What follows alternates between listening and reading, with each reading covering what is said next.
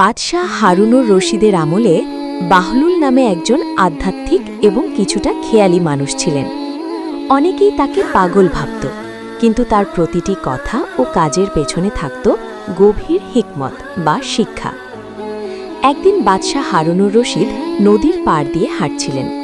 হঠাৎ দেখলেন বাহলুল সেখানে বসে বালু দিয়ে ছোট ছোট ঘর বানাচ্ছেন। বাদশাহ কৌতুকবশত জিজ্ঞেস করলেন, বাহলুল, বালু দিয়ে এসব কি করছো? বাহলুল মাথা না তুলে শান্তভাবে বললেন, আমি জান্নাতের প্রাসাদ বানাচ্ছি। বাদশাহ হাসলেন এবং মজা করে বললেন, আচ্ছা, তো তোমার এই জান্নাতের প্রাসাদের দাম কত? আমি কি একটি কিনতে পারি? বাহলুল গম্ভীর হয়ে বললেন, হ্যাঁ, কেন নয়, একটি প্রাসাদের দাম মাত্র 10টি দিরহাম। বাদশাহ ভাবলেন বাহলুলকে সাহায্য করার এটি একটি ভালো উছিলা। তিনি পকেট থেকে 10টি দিরহাম বের করে বাহলুলকে দিয়ে দিলেন। বাহলুল টাকাটা নিলেন এবং একটি বালুর ঘর দেখিয়ে বললেন, ঠিক আছে, এটি এখন থেকে আপনার প্রাসাদ। বাদশাহ মনে মনে হাসলেন এবং প্রাসাদে ফিরে গেলেন। সেই রাতের স্বপ্ন। সেদিন রাতে বাদশাহ হারুনুর রশিদ স্বপ্নে দেখলেন যে তিনি জান্নাতে আছেন। সেখানে তিনি অপূর্ব সুন্দর এক প্রাসাদ দেখলেন, যার সৌন্দর্য বর্ণনাতীত। সেই প্রাসাদের গায়ে সোনার অক্ষরে তার নাম লেখা।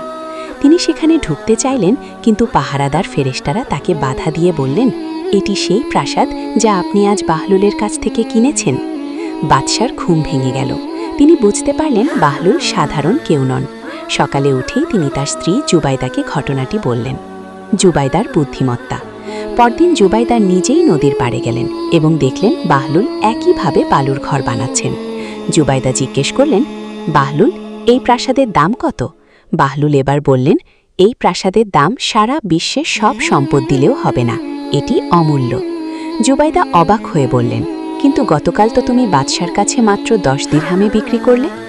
বাহলুল মুচকি হেসে জবাব দিলেন, বাদশাহ না দেখেই, অর্থাৎ বিশ্বাস ও দয়া থেকে কিনেছিলেন, তাই সস্তায় পেয়েছেন। আর আপনি স্বপ্নের কথা শুনে প্রাসাদের সৌন্দর্য জেনে কিনতে এসেছেন। দেখা জিনিসের মূল্য তো সবসময়ই বেশি হয়। গল্পের সার কথা। এই গল্পটি আমাদের শেখায় যে ঈমান বা বিশ্বাস না দেখে বিশ্বাস করার, গায়েবী বিশ্বাস, মর্যাদা অনেক বেশি। দান সৎকা। নিঃস্বার্থভাবে কোনো ভালো কাজে দান করলে তার প্রতিদান অনেক বড় হয়। দুনিয়ার তুচ্ছতা। দুনিয়ার দিরহাম বা টাকা জান্নাতের প্রাসাদের তুলনায় কতটা নগণ্য।